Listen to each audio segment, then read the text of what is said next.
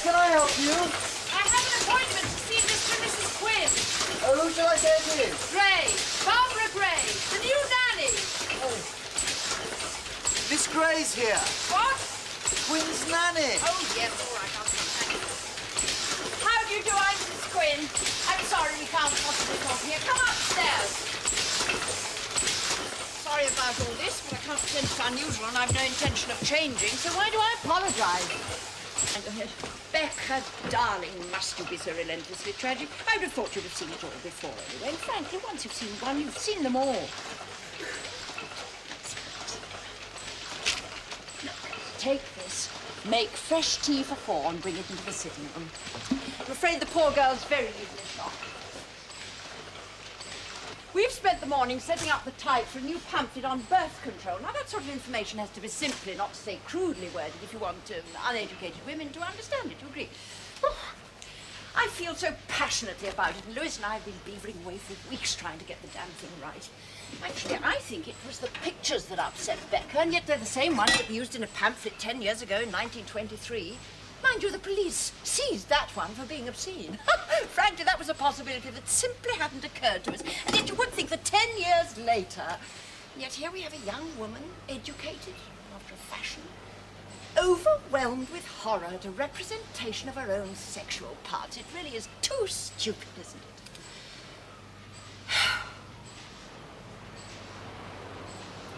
Mrs. Quinn, I wonder if perhaps I called it a Dear, bad I'm moment. sorry. Please, take off your coat. Sit down. You mustn't take any notice of me. I stalk around like this all the time. Wears out the shoes, but it's good for the circulation. What are we going to see? Only that I hope there hasn't been a mistake. You do require a nanny. Oh, yes. Well, it's my husband, really. Do you know, I do believe you might suit him. You're under 40, I take it. Yes. And you won't insist on wearing that awful uniform. Well, I might, I'm afraid. Really? Oh, well. Thank you, Becca. Well done. This is Rebecca, my assistant. Becca, this is Nanny Gray. I can't call you Nanny. Do you agree? Is it Miss or Mrs.? Miss.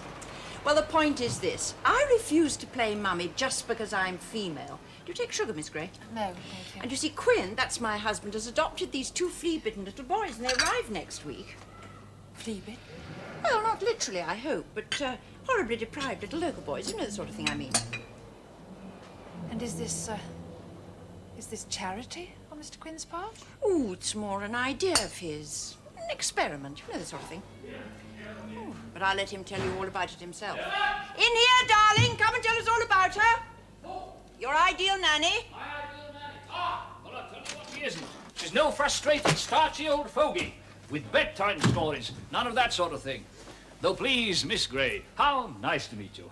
I can see immediately that's not your style at all. My dear, sorry to be so late. Connolly just would not stop talking.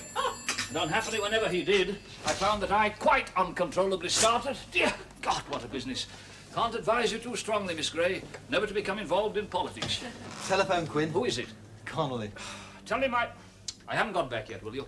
But, Miss Gray, I'm afraid you'll be taking on 2 little unknowns. To us, I mean, as well as yourself. Yes, Mrs. Quinn was saying Little you've waifs adopted and 2 strays who spend their lives farmed out among relatives. They're slum children, unwanted, misused, they're bound to be naughty, possibly even worse. Connolly says if you can't walk home faster than that, then maybe you shouldn't talk so much at meetings. Tea, David, too late. Later. Now, when they come here, the most important thing, in my view, is that they should be free and happy, surrounded by excellence in all things, by reason, humanity, understanding, and honesty. What do you say? And discipline. Loving discipline. Perhaps I am a starchy old fogey after all. I have the feeling, Miss Gray, that you're exactly what we need, or rather, more to the point, exactly what the boys need. They've been parcels for so long, they don't seem to care where they are or why. And loving discipline is probably their first need. Oh, one more thing, Miss Gray. You're to be a full and equal member of the household, not just a nanny. I think Miss Gray's rather proud of being a nanny, Quinn. Of course she is, yes, but she understands perfectly well what I mean. You haven't said how old the boys are, Mr. Quinn.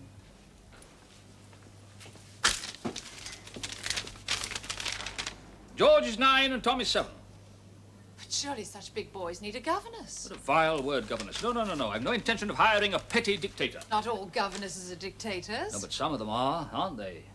I can see by your face you know what I mean. Besides, these are a special case. They need a nanny. And I warn you, they are enchanting. Well, I imagine we're not quite what you're used to. It's funny how often people say that.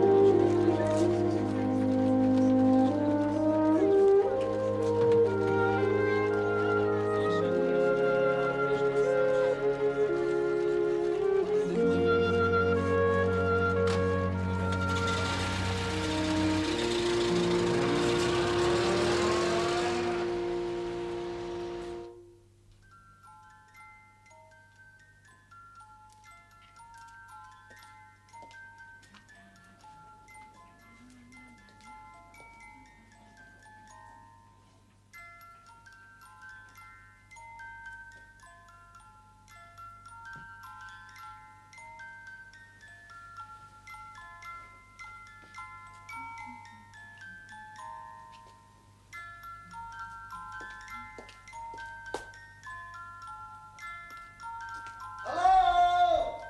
Oh, where is everybody?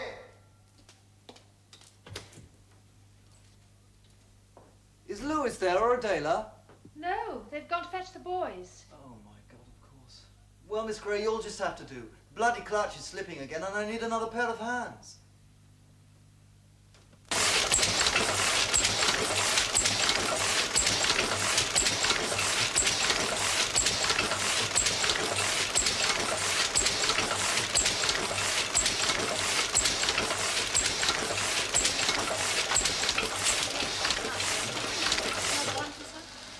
Oh, children, this is Miss Gray, who'll be looking after you, and this is David, who works the press. Hello there.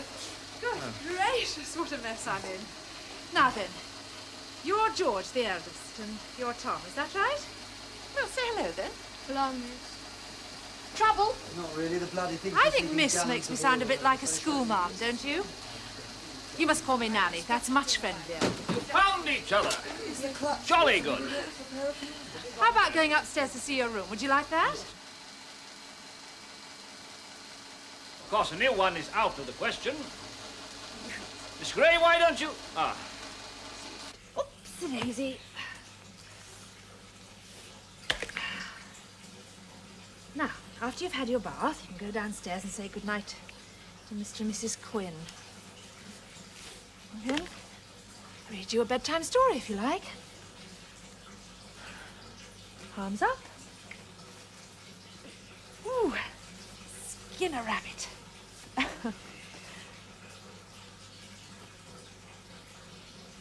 You know, I think perhaps we'll wash your hair too. What about that? Hmm?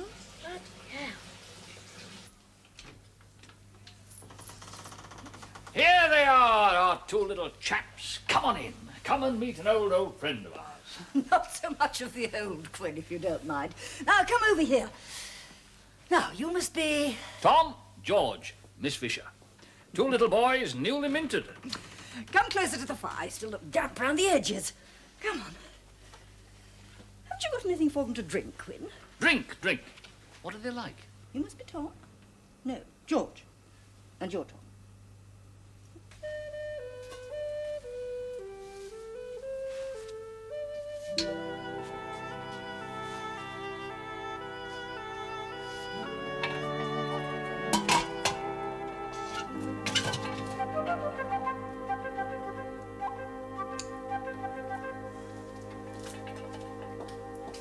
What are they up to? I send them off to get some biscuits. Go up, I trust.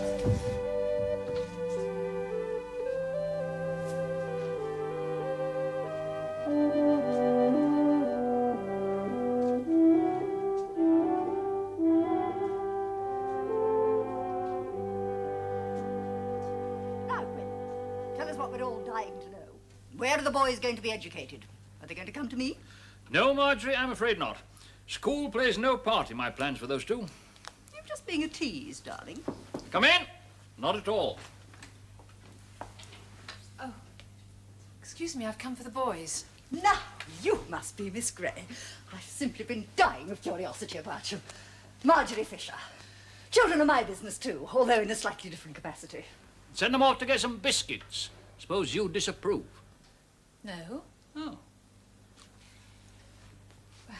Before you go, Miss Gray, would you answer me one question? Imagine that on this table is Quinn's latest manuscript, his masterpiece. And over here, there's a canary singing in a bamboo cage. A fire breaks out. Now, which would you save? The manuscript or the canary?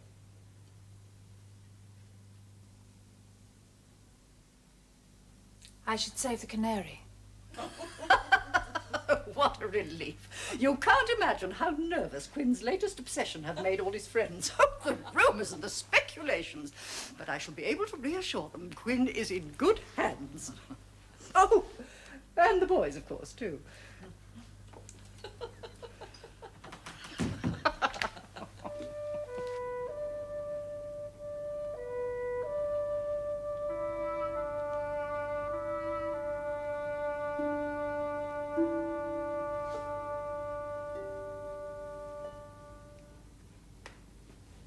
George? Yeah? Why are we here? How should I know? Some red's idle fancy, isn't it? What? That's what Uncle Stan said. Oh.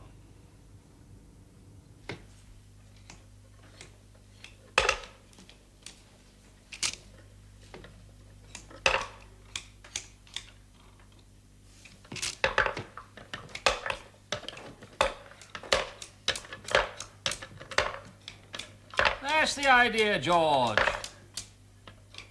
Well done. Now, come over here. I want to take some measurements.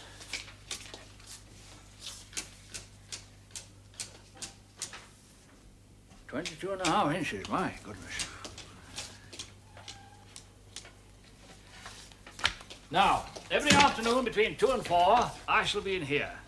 And if you feel like joining me, then I'd like that very much indeed. Do all kinds of exciting things together. Find out about the world and the stars. Read about heroes in Greece, giants in Russia, and dragons in China. What do you say? Hmm?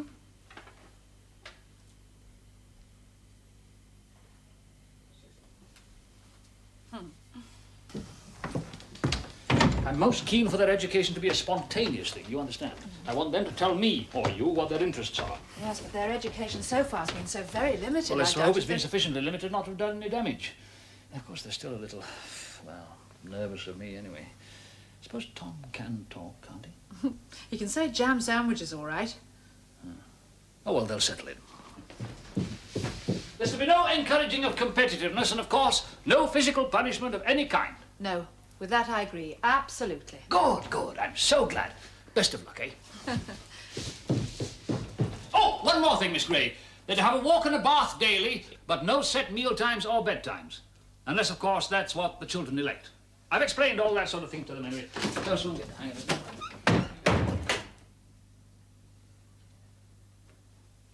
That was nice, wasn't it? Oh, it's blown all the cobwebs away. I'm cold. Yes. Ooh, little red nose. Never mind. A bath will soon warm you up. No, another big bath. What do you mean, George? Not another bath? We had one yesterday. Mum said it's baby to have too many baths. Oh, don't be such an old prospect, George.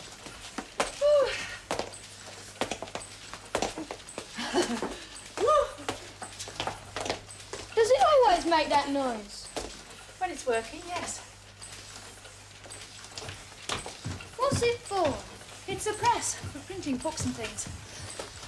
Prints lots and lots of the same things at once. What's it do that for? Well, it's like newspapers. There's lots and lots of people all want to buy the same thing. Oh, good afternoon, Mrs. Quinn. Oh, Miss Gray, I think on Friday...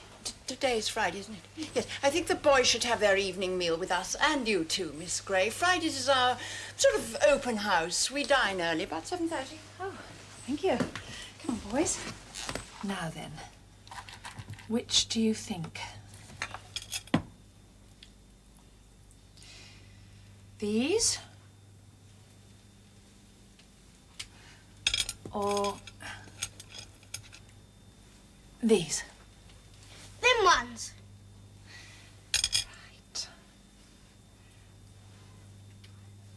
Yes, but I'm only trying to point out that working class women are still having to perform miracles that simply shouldn't be necessary in the first place. What about the mother of those two little horrors, then? They're just 2 miracles too many, that's all. You haven't eaten. It's all bloody beans, I suppose.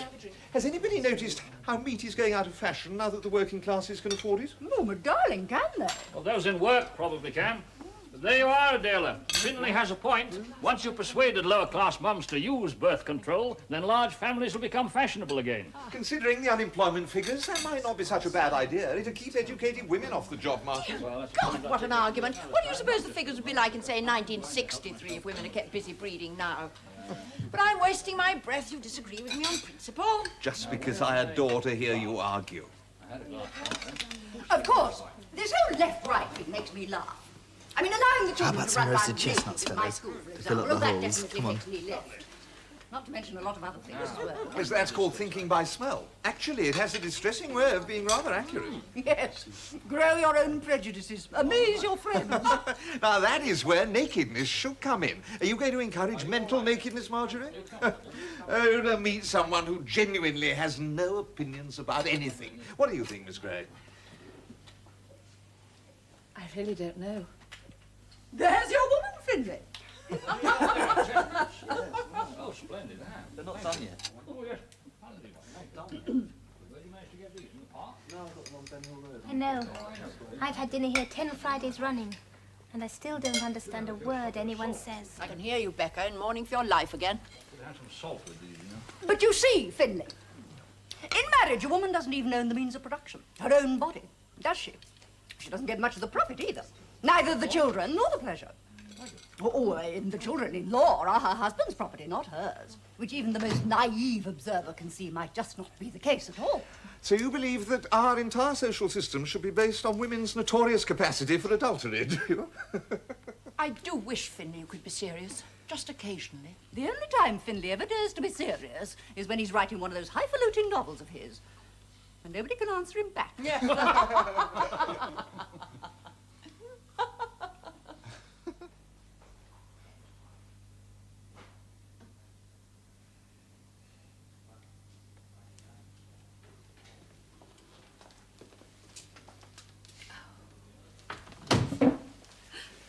One sleeping Tom, disguised, like the rest of us, I suppose.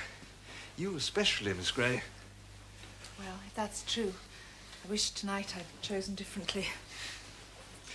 Haven't you noticed the odd thing about disguises? They choose us. Quinn, I must be going. Just look at little old Rip Van Winkle. What has he got on?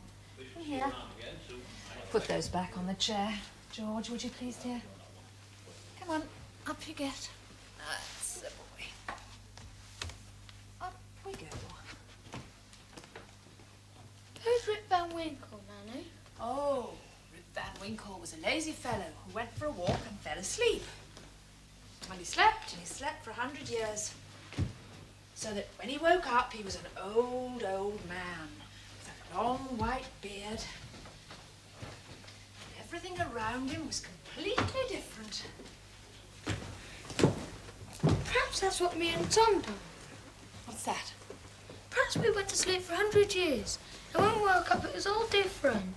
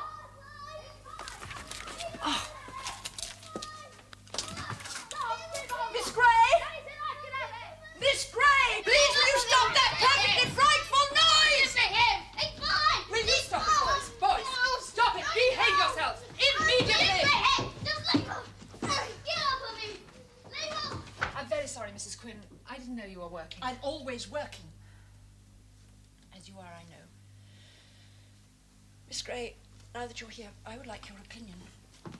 I'll I'll use you as a sounding board. Now, listen carefully.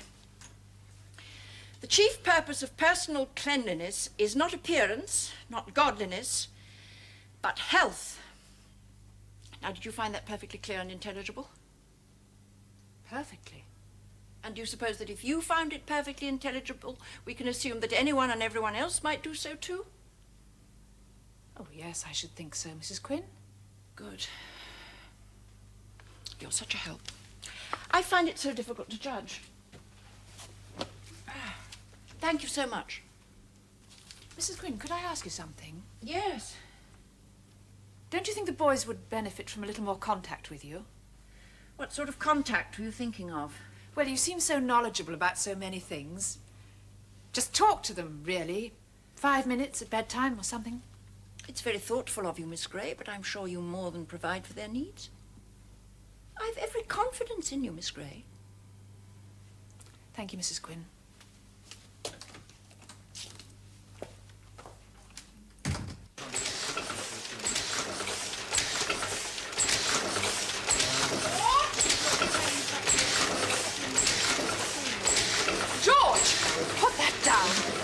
You're covered with things again. Now you've been told not to come down here. I think you should apologize. Come along. He's been in your office playing with the inks again. I want him to apologize. Could we put It really isn't that important, Miss Gray.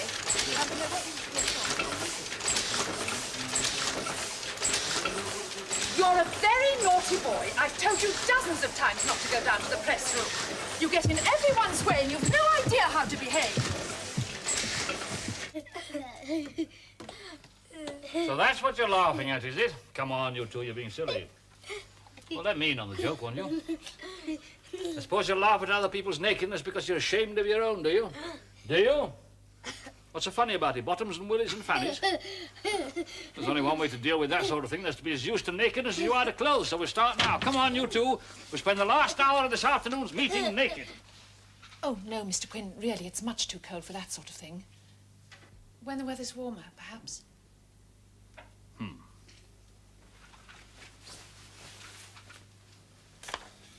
I'm sure they only come to the workroom because they know it's expected of them. Well, I wish they'd do a few other things because it's expected of them. George tells me that you like him to talk about his home, his old school. Frankly, if the life they've left could just be wiped out, so much the better. They must not, of course, become vehicles for some frustrated ambition of mine. Or yours, come to that. But what I am determined to prove, Miss Gray, is that environment is more important than heredity. I'm passionately against the view that the poor are inferior stock.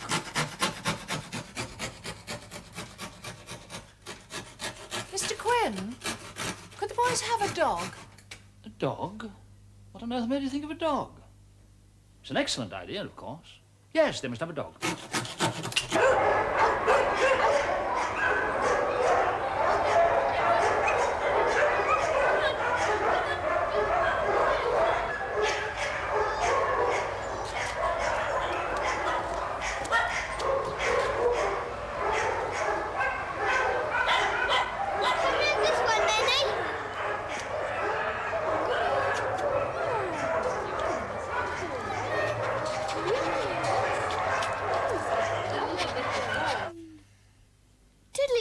Don't be stupid. Edna? No. Katie? All right. Yes, Katie. Good gracious, are you two boys not asleep yet? Quentin can go to bed when we like. We can go to bed when we like. We can go to bed when we like. Well, I'm going to bed even if you two aren't. Oh, I'm going to get some nice hot cocoa and then I'm going to Katie, bed. Katie, Good night, one. Katie. Good night, Katie, two. Katie, Katie, Katie, Oh, Katie, Katie, Yeah. Katie. Oh, lovely does. Katie. You like me, don't you? You like me best, don't you? Today's woman. That's breakfast, Grace. Nowadays, a woman. Yes, that'll do. Nowadays, a woman must be a person in her own right, financially independent, free to find and express her own sexuality. Is that what I mean? Yes. Yes, that's what I mean. Oh, Miss Gray, I wondered if... Oh. Mrs. Quinn.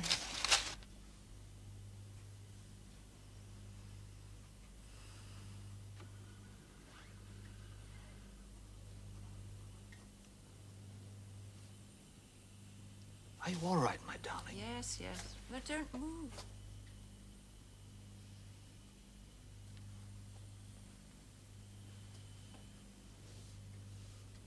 I like to watch you, that's all.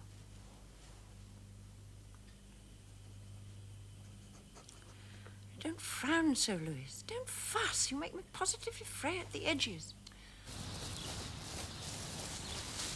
Well, what do you want to do, then? You want to make a rule banning sloshing? He'd never keep it, would he? Well, then, why don't you have a directive along the following lines? You can write it into your council's constitution, eh? We disapprove of sloshing as a means of settling arguments. You don't slosh people, what do you do? How do you stop them doing things? By persuasion, George. The power of words, the power of love and reason. In a society of equals, force is entirely unnecessary.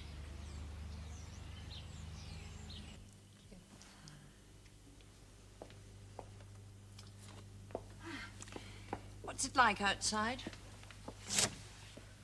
Oh. Nothing special. No sun, no rain.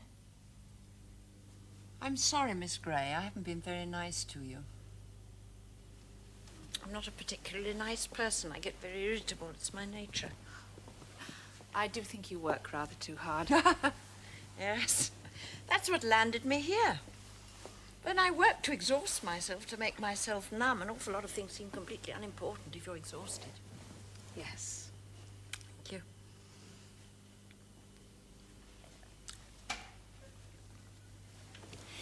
When I'm full of energy, I want to write poetry. It actually seems important. And I mind that instead I have to write another ugly, factual leaflet about birth control for stupid, ignorant women who won't listen to a word I say anyway. But don't misunderstand me. I mind about them too, passionately. In any case, Quinn looks down on art and literature as so much self-indulgence. Before I met him, I was going to be a novelist. And suddenly there was Quinn, older than me and already famous, and relentlessly disapproving of my feeble efforts. He convinced me that while you're alive, you must fight the injustice of the world and not sing its praises. Besides, I think that Quinn wanted a helpmate as well as a wife and children before it was too late. But that was 10 years ago, and here we are. I always imagined you didn't want children. Whatever made you think that? My feminist thinking in my work, I suppose. No? Oh, the boys! No. I'm not interested in other people's children. I don't have Quinn's objectivity. But I would love to have babies of my own. On my terms. You and I, you see, are exact opposites. Do you agree? Quinn seems so much happier now with your two little fellows to fuss over. I feel much less guilty about it. Isn't it ironic if there are to be no novels and no babies either? See, I'm getting morbid. A little sleep, perhaps. Let me make you comfortable. There. For all I know, Mr. Quinn may be right in what he says about art. But if we all did write pamphlets and fight social injustice all the time, then nothing else would get done. And imagine a world with no music, and no bridges, and no chocolate cake. Imagine. My dear, I expected to find you still asleep. Oh, I'm just making Mrs. Quinn comfortable. You don't realize, I hope, that I can't afford to pay you a nursing fee, Miss Gray. I dare say you've been expecting double pay. The The thought hadn't entered my head, Mr. Quinn, I assure you. Quinn, darling, you're utterly impossible. Miss Gray's been very kind to me. I was feeling much, much better. Now I feel like a fly that's crawled out of the ink. Oh, dear, what have I said?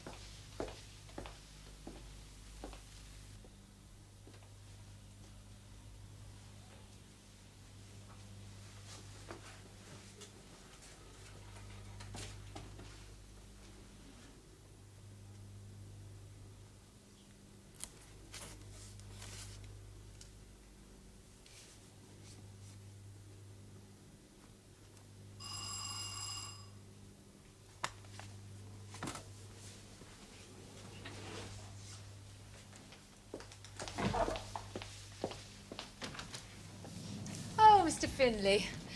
I'm afraid Mr. Quinn's out, and Mrs. Quinn's in bed asleep. Is she no better? Oh, yes, she's much better. The doctor comes again tomorrow. She hopes to be allowed up then. Good. Might I come in? It's a cold night. Oh, do, by all means. Thanks. Of course.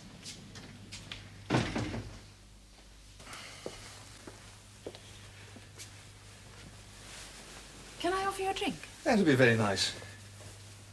Whiskey? That's right, yes.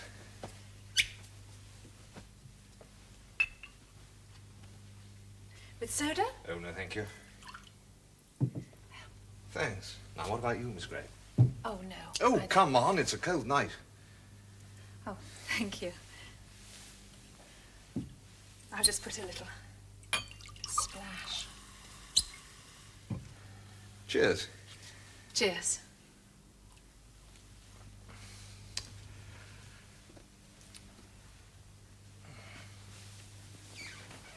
So, here you are, off duty for once. Well, not exactly. I'm neither on nor off, really. Mr. Quinn doesn't believe in boys having a set bedtime, which means that, well, I... So, life here is difficult. Oh, no, I didn't mean that. I'm just tired, I expect. And Mr. Quinn is rather demanding at times. Demanding? I don't suppose you've spoken to David, have you? Well, I used to have David's job about 9 years ago. I was a nobody, come from nowhere, with the draft of a first novel in my suitcase and a passion for publishing. Oh, I admired everything old Quinn was doing then. And I was madly in love with Adela, from afar. Yes, it was a formative experience, but I only lasted a few months. I mean, I'm very fond of the old bugger, but he is an impossible man to work for. Oh, he's not. Oh, come on. He says one thing, he wants another. He's obstinate. No, I don't envy you at all. Yes, of course, he's a delight, but I warn you, unless you stand up to him, you'll be cunningly exploited. It happens to everybody who stays too close for too long, even Adela. Yes, I know. It's a disgraceful way to talk about your employer, my closest friend. But I assure you I've said exactly the same to his face a dozen times. Let me refill your glass, Miss Gray. Oh, no, thank you. I haven't finished this one yet. Do you know, I think it was his meanness that infuriated me most. I'd arrive here, at 9 in the morning. Before the others, I was keen as mustard, you see. I would find old Quinn cutting up pieces of galley proof and even brown paper to hang in the lavatory. He still does it, doesn't he? Yes, yes, he does. You wouldn't credit him, would you? Lewis Quinn, historian and socialist, cutting up galley-proof to wipe his bottom off. You know, I once gave him a packet of Broncos as a birthday present. I don't think he saw the funny side of it at all. Oh, dear. Yeah, that was the beginning of the end as far as our working relationship was concerned. Ah, well. No, old Quinn's heart is in the right place. And he's wanted children for years, you probably gathered. Yes. How are the little brats getting on? I'm not all that happy about them. Really, it's strange because Mr. Quinn is so challenging. He's right about so many things, and yet I keep wanting to disagree with him. I mean, I'm very fond of the boys, but if I could just once pack them off to bed early, oh, what a relief. I don't know what I'm doing here, really. Controlling the worst of Quinn's lunacies, thank God. Well, I don't know. You'll have to confront him with it, no less. No, you don't fool me for a moment. I can see that by nature you are brave and forthright. Now, for God's sake, don't be too dazzled by what you found here. You must have faith in yourself and your own experience. Remember that to old Quinn, children are pure theory. Well, I suppose he was a child once himself. Quinn? Not a bit of it. He's been middle-aged all his life. Well, I must leave you. Yes. Don't forget your coat. Thank you. Thanks.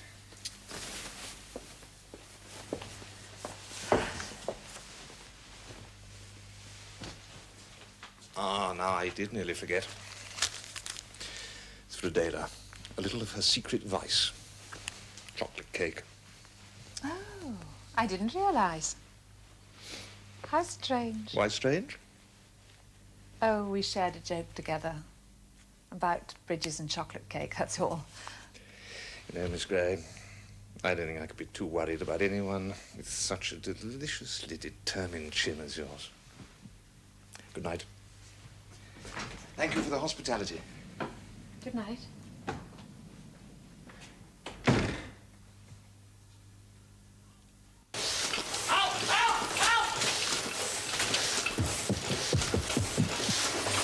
You can't just take it for granted that he was George's fault, Mr. Quinn.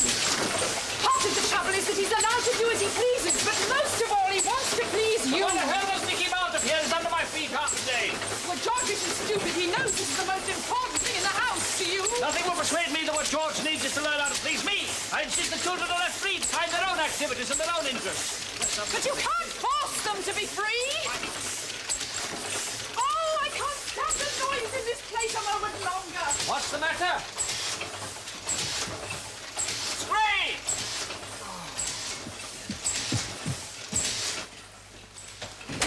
You can't just allow children to grow up any old how like weeds and hope for the best. Do you realize the only thing you insist on, apart from not coming into the press room, is that they have a bath every day? No, Miss Gray. You tell them they can do as they please. Now, why should that impress them? It's not so very different from the sort of upbringing they've had all their lives, except where they come from, we call it neglect. Why?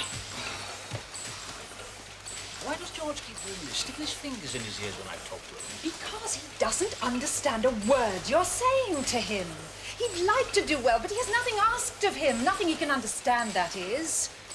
You don't even tell him to go to bed at a reasonable hour so that I can have a quiet evening to myself sometimes. There, I don't suppose you'd even thought of that, had you? No. You see, I think a society of only 2 children is too small for what you want to work. The society's too small, you say? Yes, I think you've got a point there.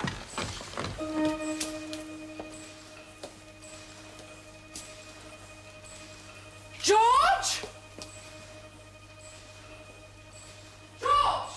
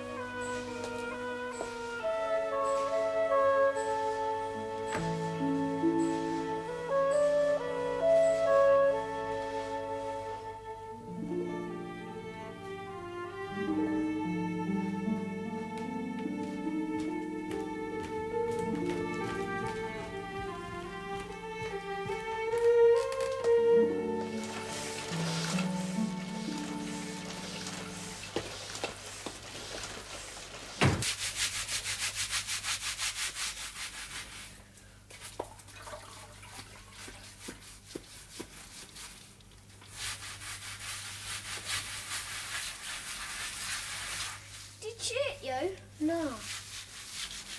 What'd she say? She says we can't have no more jam sandwiches. What, never? Not for 2 weeks. And then only when we're supposed to have them. What is that? Tea time, stupid. Right, that'll do for now.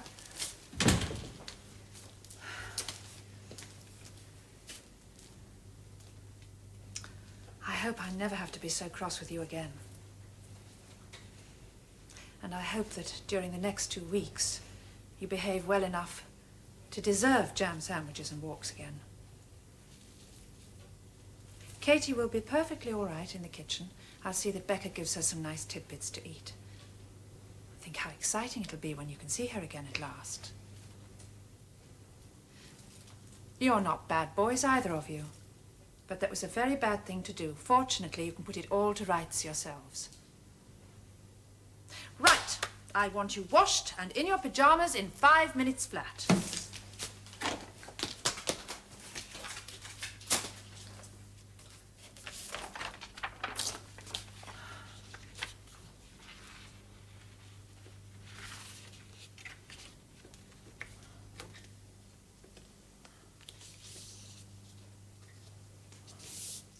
I want to propose a toast to feminine wisdom in the person of Miss Barbara Gray. To Barbara. To Barbara. Miss Gray. Thank you. There's been trouble, I gather. Well, yes, there has. Nothing too drastic. I'm afraid I've been stupidly unrealistic again. Thank you, Mr. Finlay. I took your advice. Now, I have a toast of my own to propose. To the future. To my future. Oh, yes? To our future. I'm pregnant. My sweet little sweet girl. Ah, you treasure. What a clever girl. After so long. Congratulations, Adela. Are you sure? Oh, yes, quite You're sure. absolutely Yes, sure? no doubt at all. Great news. I'm so very Congratulations, happy. Quinn. It's quite wonderful, isn't it? Well, my congratulations. To you both, of course. Finlay. Hello, you two. Come in. Come and give Adela a kiss, who is much, much better. And soon there's going to be a new little baby for us all to take care of. Good night. Good night. Well done, boys. You've got Oh, yes, ready. off you go. And you behave yourself. So you see, I can go back to the world of literature and be one woman less on the employment market. So I take it you intend to take up literature as a hobby? Must you be so relentlessly provocative, Finlay? You know what I mean. Me? Provocative? No, I'm simply trying to point out that it's a little late to take up creativity seriously. Do you mean books or babies? I don't pretend to know anything about babies. No, I really enjoyed it. Oh, I must put those clothes in. Stupid of me. I thought you might be pleased for me. Are you going to have your... Have you gone upstairs, boys?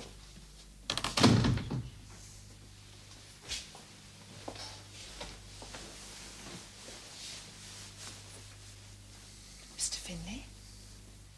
Nanny.